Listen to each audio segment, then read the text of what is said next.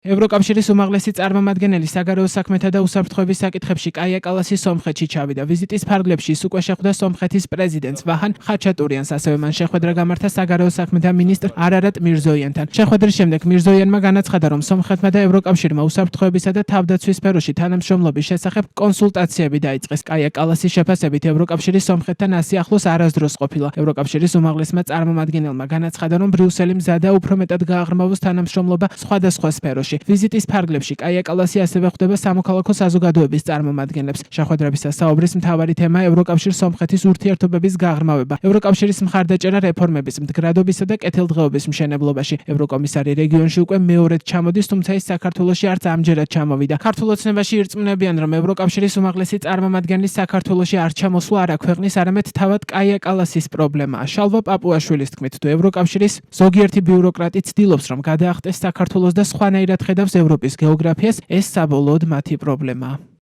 ჩვენ ვართ იქ, სადაც ვიყავით ყოველთვის, სადაც ვიყავით 1000 წლეულები, ჩვენ ვართ თანაშემოქმედი ევროპისა. თუ კი ევროკავშირის ზოგიერთი ბიუროკრატი ცდილობს, რომ გადაახტეს საქართველოს და სხვანაირად ხედავს ევროპის გეოგრაფიას, ეს მათი პრობლემა არის საერთო ჯამში, იმიტომ რომ ვერავინ ვერ გაიქცევა იმ ფაქტს, რომ საქართველო არის მხოლოდ ნაწილი ევროპისა, არამედ არის თანაშემოქმედი იმ მათ შორის თანამედროვე გაგებისა, ევროპის თანამედროვე გაგებისა. ამიტომ ჩვენ ვინც ისინი ევროპელი ბიუროკრატები თუ პოლიტიკოსები, რომელიც ცდილობენ თვალი აარიდონ ქართველებს, ეს ის ხალხი არის, რომელიც სინამდვილეში სურთ ჭეშმარიტი ევროპული ღირებულებები ჩაანაცვლონ ზოგმა საბჭოთა მენტალიტეტით და ზოგმა რა მენტალიტეტით. ეს არის გამოწვევა დღევანდელი ბრიუსელის და მისი ბიუროკრატიის. ქართული ოცნების ოპონენტებს მიაჩნიათ, რომ ევროკავშირის უმაღლესი წარმომადგენლის ვიზიტი მეზობელ სახელმწიფოში ოცნების რეპრესიულ და ანტიევროპულ პოლიტიკაზე ცხადი პასუხია. მათი თქმით, სომხეთი საქართველოს როგორც ევროკავშირისთვის მთავარ მოკავშირე ქვეყანას ჩვენს რეგიონში ჩაანაცვლებს. ოპოზიციონერი პოლიტიკოსების შეფასებით, ევროკავშირის წარმომადგენლების ვიზიტი სომხეთში მიზნად ისახავს ყველა იმ სიკეთის მინიჭებას სომხეთისთვის, რომელსაც საქართველო ქართული ოცნების მიერ წარმოებული პოლიტიკის შედეგად უახლოეს მომავალში დაკარგავს.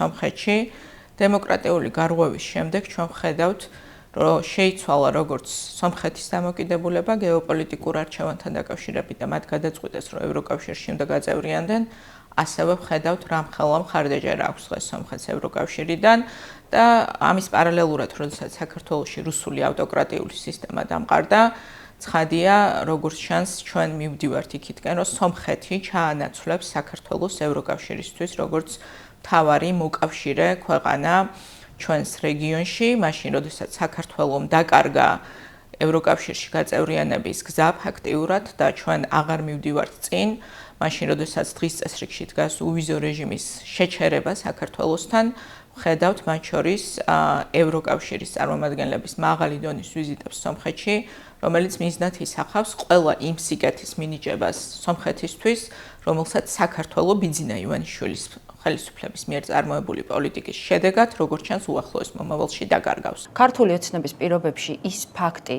რომ დღეს ქალბატონი კალასი იმყოფება სომხეთში და არ ჩამოდის საქართველოში, ნათხად მიუთითებს იმ საგარეო პოლიტიკაზე, რომელიც აქვს ქართულ ოცნებას და რომელიც ამ ქვეყანას მიაქანებს იზოლაციისკენ, რომელიც ამ ქვეყანას უკარგავს ევროპული განვითარების შესაძლებლობას და პასუხისმგებლობა იმაზე, რომ დღეს ჩვენი საერთაშორისო პარტნიორებისთვის საქართველო არის პრობლემური მისი დემოკრატიული განვითარების კუთხით და ევროპული პერსპექტივით არის მთლიანად ქართული ოცნების, რომელიც საკუთარ თავს ეძახის ამ ქვეყნის ხელისუფლებას. სამწუხაროდ ფაქტი არის, რომ ჩვენ რეგიონში ხვდებით მაჩანჩალები, არა მხოლოდ ევროინტეგრაციის პროცესში და ევროინტეგრაციის გზაზე, არამედ ეკონომიკური მიმართულებითაც სამწუხაროდ ამ ნიშნულამდე მალე მივალთ რეგიონში ქვეყანა ჩვენი სახელმწიფო სამშობლო, რომელიც მოწინავე იყო იგივე მაგალითად ევროინტეგრაციის გზაზე, დემოკრატიული რეფორმების გზაზე და ჩვენი პარტნიორები, ჩვენი ქვეყნის პარტნიორები და მეგობრები